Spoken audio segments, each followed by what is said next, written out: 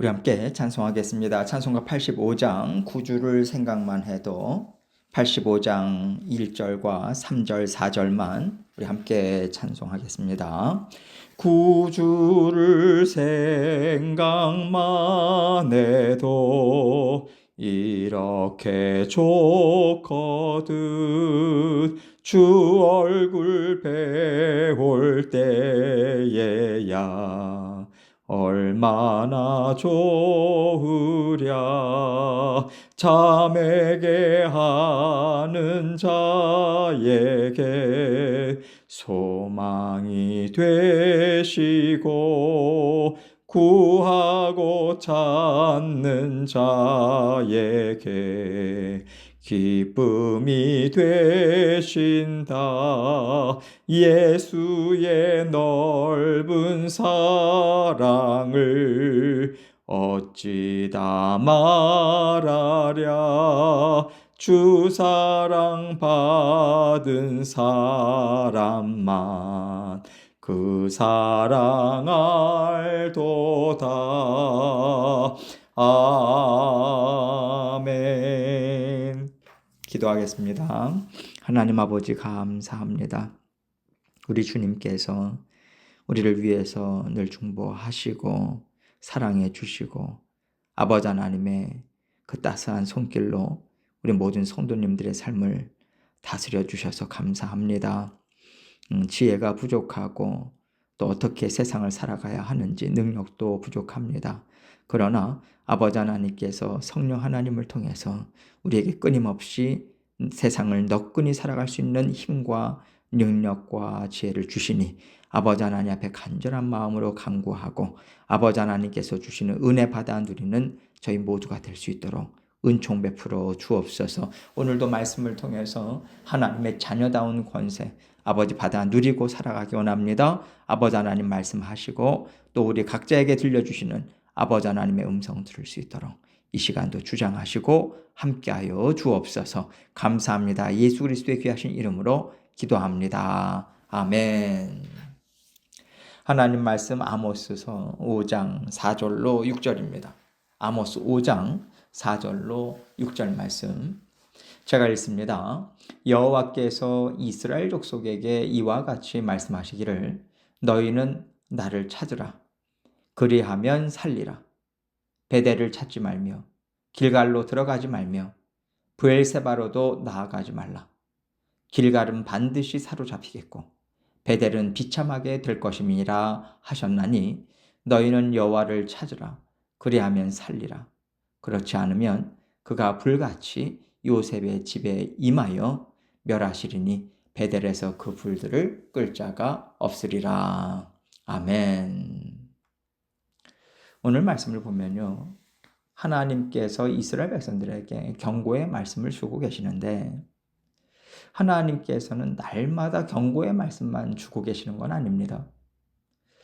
구약의 말씀을 쭉 보다 보면요, 하나님께서 돌아와라. 너희가 잘못됐다. 너희가 죽게 되었다. 이런 말씀들을 주시니까 하나님은 계속 우리의 죄만 들춰내시고 심판의 말씀만 하시나. 그렇게 우리가 하나님 앞에서 너무 움츠러들 수 있어요. 그러나 하나님은 우리를 끔찍히 사랑하셔서 애지중지 지키시고 돌보시는 하나님이시고 또 오랫동안 참으셨다가 말씀하시는 거 아니겠습니까? 오래 참아주시되 하나님께서는 우리에게 고쳐야 될 것은 고쳐야 된다는 것을 놓치지 않고 계시기 때문에 우리가 잘못된 길로 가지 않고 하나님의 말씀 안에 거할 수 있다고 생각합니다. 그래서 계속 경고하시면서 우리를 죄인 취급하시는 하나님이 아니라 우리에게 살 길을 끊임없이 열어주시는 하나님이시다. 이렇게 우리가 우리를 위해서 하나님께서 하시는 일에 초점을 맞춰서 우리는 하나님의 인도하심을 따라가야 돼요. 하나님께서는 죄가 너 가까이 있고 너의 가운데 있으니 그 죄를 향하지 말고 하나님께로 향하라고 하시면서 죄를 가르쳐 주고 계세요. 이것은 우리에게 피할 길, 살 길을 가르쳐 주시는 것이다. 이 생각 붙잡고 오늘 말씀을 이해하면 좋겠습니다. 오늘 본문 4절 말씀 봅니다. 여호와께서 이스라엘 족속에게 이와 같이 말씀하시기를 너희는 나를 찾으라 그리하면 살리라. 하나님께서 이스라엘 백성들을 향해서 너희는 나를 찾으라 그리하면 살리라. 이 말씀을 하고 계세요. 이 얘기는 하나님께서 그들에게 계속해서 들려주신 경고의 말이 그들을 살 길로 인도해 주고 있으니까 그 경고의 말씀을 붙잡으면 결국 하나님을 찾게 될 것이다. 그리하면 너희가 살게 될 것이다. 이 말씀을 하시는 거예요. 하나님께서 그들에게 주시는 경고의 말씀은 다른 게 아니었습니다. 그들에게 이러이러한 죄들이 있고 그 죄들은 너희 개인의 삶이나 단지 이웃과의 관계에 머무는 것이 아니라 더 나아가서 사회, 또 속해 있는 공동체, 국가, 구체적인 모습으로 여기저기에서 드러나고 있다라고 하는 것이었어요. 왜냐하면요, 하나님의 자녀가 하나님을 떠났을 경우에는 한 개인의 악함으로만 머무는 게 아니거든요. 반드시 말로 표현되고요, 행동으로 나올 수 있기 때문에 그 악함이 사회 전반에 영향을 미치게 될 수밖에 없는 거예요. 그만큼 하나님의 자녀들의 영향력이 크다는 겁니다. 그래서 우리 믿음의 자녀들은요, 언제나 영적으로 깨어있고자 애를 써야 하는 것이고요. 세상을 향해서 내 마음의 문빗장이 활짝 열려 있는 건 아닌가. 우리가 부지런히 우리의 속을 살펴야 하는 거죠. 때때로 우리가 지금 내가 잠깐 침체되어 있는 것 같아. 또는 이제는 아무 생각도 하지 않고 좀 쉬고 싶다. 이런 생각이 들기도 하는데요. 사실 이것은 단지 내 마음만 잠깐 동안 접어놓는 그런 시간이 아닙니다. 왜냐하면 내 마음이 하나님을 향하지 않음과 동시에 내 영은 연약해져요. 내 생각과 마음은 금세 세상의 것으로 채워지기 때문에 그렇습니다. 하나님께서는 우리 사람의 죄성과 연약함을 너무도 잘 알고 계시기 때문에 이런 영적 원리를 계속해서 알려주고 계세요. 그런데 그렇게 우리 마음에 그 말씀이 와닿지가 않는 거예요. 왜 그렇습니까? 우리가요, 내 마음은 내가 얼마든지 지킬 수 있어. 또 내 마음은 아직 그런 죄의 자리까지 가지 않았어. 그저 나는 잠깐 쉬는 것뿐이야. 이렇게 우리가 여기거든요. 그러나 우리 영의 상태는요, 우리의 느낌으로만은 깨달을 수가 없습니다. 우리의 영이 썩고 썩어 들어가도 이것이 별로 느껴지질 않아요. 내 안에 무엇이 있는지 우리 알지 못하고요, 느끼지 못하고 죄된 길을 계속해서 쫓아가는 것이 바로 우리 안에 있는 죄의 속성이거든요. 그래서 우리가 우리 자신의 판단을 믿기가 어려운 겁니다. 나는 내 마음을 지키고 있다고 생각하고 나는 그래도 하나님을 사랑한다고 생각하는데 내가 들여다보지 못하고 있는 내 속에서는 이미 하나님을 떠나고 떠나는 일이 지속적으로 일어나고 있거든요. 하나님께서는 이러한 것들을 선지자들의 말씀을 통해서 알려주고 계시는 거예요. 그러나 듣는 사람들은요, 아니 왜 자꾸만 저런 얘기를 하지? 나 지금 마음 편해. 상황, 형편 좋아. 나는 하나님에게 예물도 올려드렸어. 예배 열심히 드리고 있어.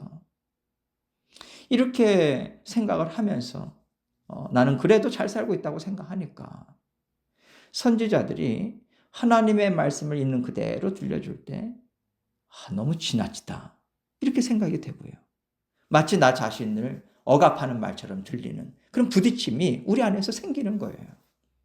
그 당시에 아모스 선지자도 마찬가지입니다. 북이스라엘 백성들로부터 이런 부딪힘을 계속해서 느끼고 또 감당해 나가는 거예요. 그러면서 그들에게 지속적으로 하나님의 말씀을 선포하고 있는 겁니다.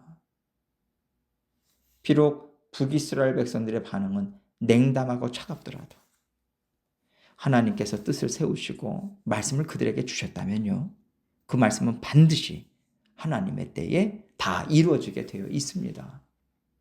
그렇기 때문에 말씀을 전하는 아모스 선지자도 하나님의 완전하심, 하나님께서 말씀을 통해서 완전하게 일을 이루시는 것을 믿는 믿음으로 계속해서 애써야만 했을 거예요. 그래서 말씀을 전하는 사람들이나 말씀을 듣는 사람들이나 다 그 마음이 하나님께로 향해야 되는 것이고요. 또 하나님의 말씀을 살아내고자 애쓴 발버둥이 동시에 있어야 하는 것입니다. 그럴 때 건강한 하나님의 나라로 계속해서 세워지는 거죠. 5절 말씀 봅니다. 베델을 찾지 말며 길갈로 들어가지 말며 브엘세바로도 나아가지 말라. 길갈은 반드시 사로잡히겠고 베델은 비참하게 될 것임이라 하셨나니. 지금 여기서요, 베델, 길갈, 브엘세바, 우리가 이미 잘 알고 있는 장소들이 나오고 있지 않습니까? 베델은 어떤 장소인가요? 야곱이 외삼촌 라반에게 피신을 갈 때 하나님께서 그를 만나 주신 곳이 베델이었죠. 약속의 말씀을 주셨던 은혜의 자리였습니다. 그러나 이스라엘이 남과 북으로 나누어졌을 때 북이스라엘 초대 왕이었던 여로보암이 무슨 짓을 했습니까? 그 은혜의 자리 베델에 금송아지 세웠어요. 이것이 하나님이라고 하면서 이스라엘 백성들을 영적으로 타락하도록 유혹했죠. 그 영향이 지금 이 아모스가 활동을 할 당시에도 계속해서 이어져 나가는 것 아니겠습니까? 길갈은요, 여호수아가 이스라엘 2세대들과 함께 하나님 말씀 따라서 이제 가나안 땅으로 이제 진입하는 거죠. 새 땅 차지하러 갈 때 이제 전쟁을 코앞에 두고 있어요. 그때 하나님께서 무엇을 명하셨습니까? 할례를 명하셨죠. 전쟁은 내게 속한 거야. 너희가 힘써서 땅을 빼앗고 전쟁을 이기는 것이 아니다. 그러니 너희는 먼저 죄에서 떠나야 되고, 그러니 너희가 먼저 내 백성임을 인정해라. 이런 의미로 할례를 행하게 했습니다. 남자들이 나가서 싸워야 되잖아요. 그런데 할례를 받고 극심한 고통 중에 다들 누워있을 때 적군이 쳐들어오면요, 끝나는 겁니다. 하나님께서는 절대절명의 위기를 맞이할 수 있는 자리에서 너희는 내 자녀임을 다시 한번 분명히 하라. 하나님의 자녀임을 다시 한번 되새기고 새롭게 해라. 이거 요구하신 겁니다. 이렇게 하나님은요, 혹독하게 하나님의 자녀들을 훈련시키시는 면도 있으시죠. 여러분, 우리도 마찬가지입니다. 우리가 절대절명의 위기에 있을 때 갈 바를 알지 못하겠고, 정말 위험한 상황인데 어떻게 해야 되나. 그럴 때 하나님께서는요, 짜잔 하고 해결 방법을 알려주시거나 안전한 길을 열어주지 않으시잖아요. 하나님께서는 먼저 우리에게 나는 누군가? 나는 어디에 속한 사람인가? 이거 다시 한번 되새기게 하십니다. 다시 한번 확실하게 하나님께 고백하게 하시거든요. 하나님께서는 이렇게 고난과 위험한 순간, 어려움의 때를 우리의 영이 새롭게 되고 또 회복되는 은혜의 시간으로 만들어 주시는 거죠. 그리고 브엘세바가 나오는데요, 아브라함과 이삭이 하나님 앞에 단을 쌓고 예배를 드렸던 곳이에요. 그러나 베델, 길갈, 브엘세바 다 우상단지들로 가득 차 있죠. 그래서 베델과 길갈과 브엘세바로 가지 말라. 길갈은 사로잡히겠고 베델은 비참하게 될 것이라, 이렇게 말씀하고 있는 거예요. 그 자리를 찾지 말라는 거죠. 왜냐하면 더 이상 베델이나 길갈이나 브엘세바는요, 아브라함의 하나님, 이삭의 하나님, 야곱의 하나님을 찾는 곳이 아니거든요. 오히려 하나님이 미워하시는 말들, 행위들, 사상들, 가치관들, 이런 것들로 꽉꽉 채워져 있는 곳이 되어버리고 만 거예요. 그렇기 때문에 하나님께서는요, 너희는 더 이상 하나님이 아닌 것을 하나님이라고 우기고 잘못된 것들을 받아들이면서 가던 길로 계속해서 나아가서는 안 된다. 이 말씀하시는 거예요. 하나님께서 이러한 경고의 말씀을 주고 계시다면 이제 나는 어떻게 살아야 되나? 어떤 마음으로 살아야 되나?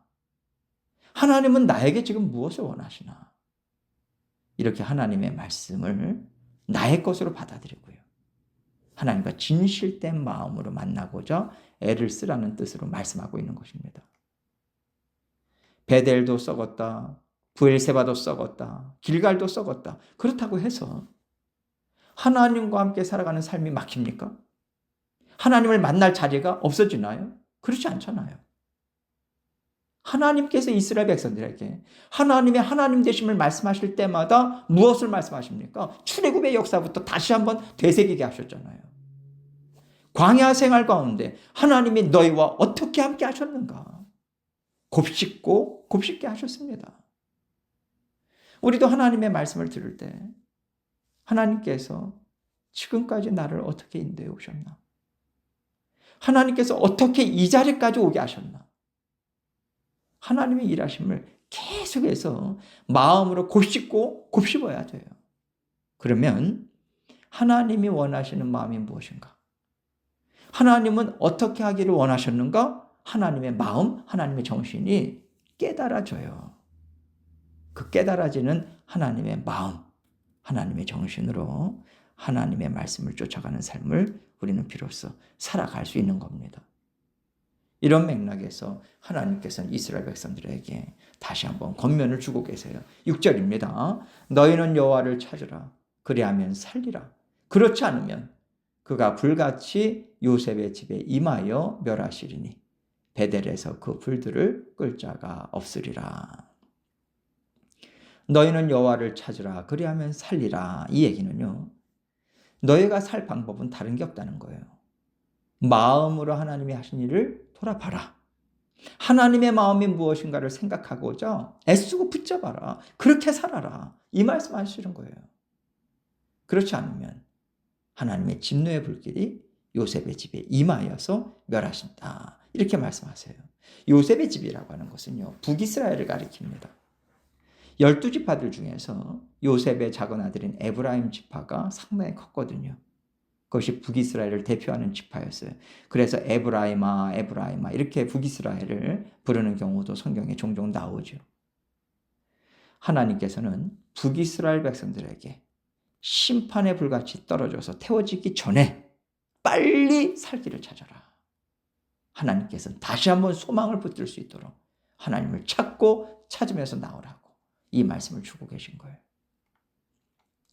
오늘 말씀을 우리가 생각하면서 다시 한번 우리가 우리의 인생을 좀 돌아봤으면 좋겠습니다.